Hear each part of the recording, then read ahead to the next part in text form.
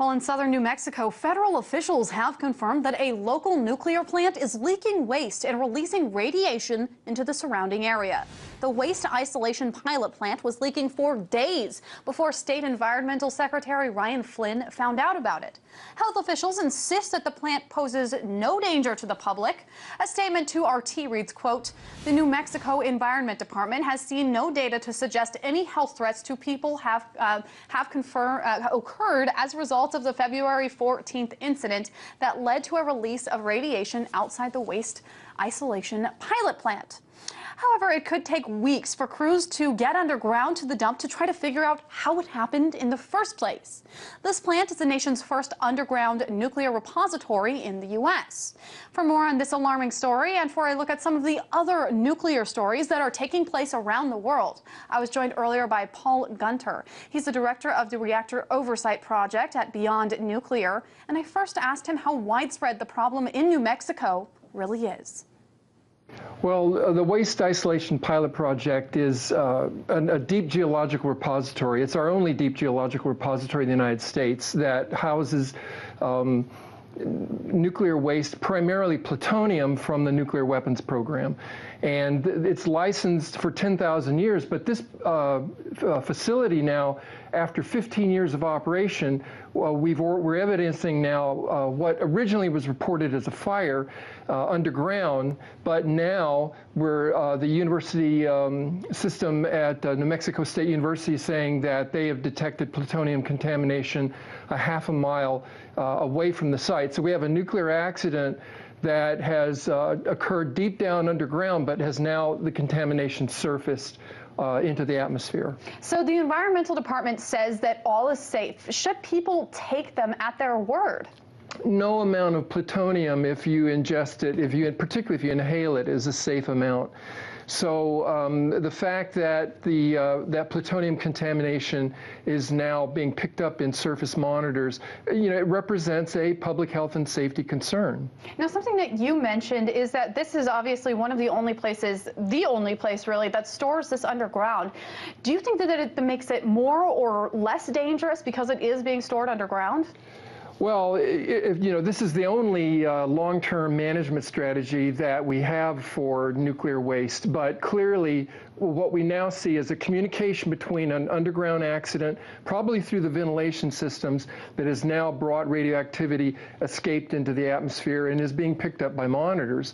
The idea of trying to isolate nuclear waste for tens of thousands of years is really daunting, and it's not really good science. It's really about you take these things on faith that it will remain contained, but we've lost containment now. So would we have been better off if this was above ground? Could we have contained this a little bit better? I don't think that there's any reliable method for long-term management of high-level nuclear waste or plutonium, which represents a biological threat for 240,000 years. Clearly, this is a man-made hazard that will force a hazard on future generations without any benefit. It's all liability. So let's talk about the announcement. It took a few days before they finally announced that there was radiation that was found outside of that building. What took so long? Is that the standard process? Well, part of the problem was that the Department of Energy denied access to the New Mexico State University Independent Monitoring Group.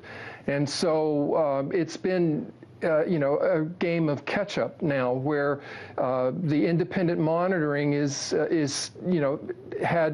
didn't have early access into the site. So that's part of the problem, that the information has been withheld essentially by the government for days now. But it's going to be days, weeks, months, even longer to understand the full scope of this accident. What was the reason for withholding them? I'm not sure why the Department of Energy denied access to the independent monitoring group. Very interesting. Now, meanwhile, the Obama administration sources say that the president finalized a $6.5 billion loan deal to build the country's first nuclear reactors in more than 30 years. So it's been decades. Why are they considering building new nuclear reactors now?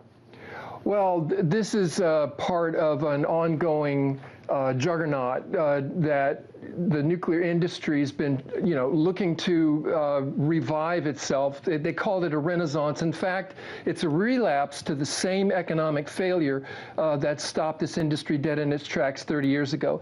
Clearly, what this Department of Energy federal loan demonstrates is that it takes the federal taxpayer to be the guarantor on these nuclear projects, particularly in the case with the Vogtle plant in Georgia, the ratepayer has to finance the loan. So the nuclear industry has absolutely no skin in this game. It's taxpayer and ratepayer risk for a project that has probably more than a 50% chance of failure.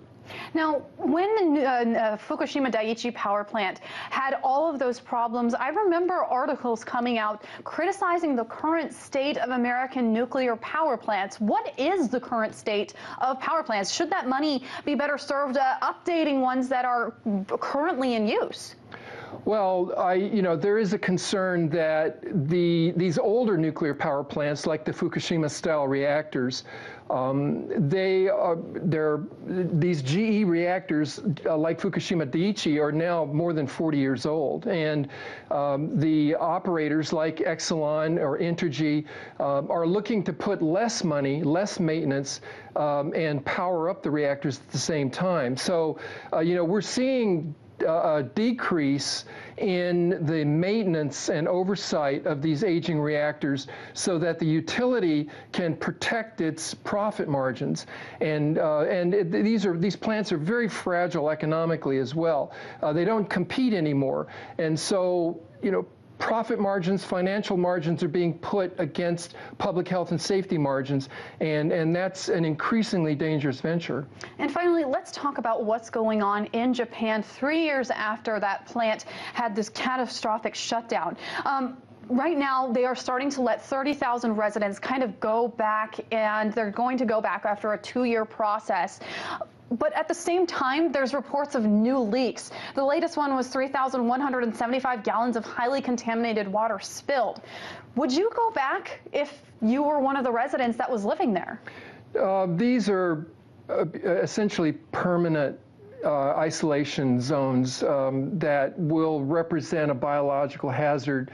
Clearly, Japan is a very small island, and they have space problems, and so the government is essentially lifting restrictions when, in fact, the radioactivity that has got out of that plant and continues to escape containment represents a threat that should be widening the evacuation zones. That was Paul Gunter, director of the Reactor Oversight Project at Beyond Nuclear.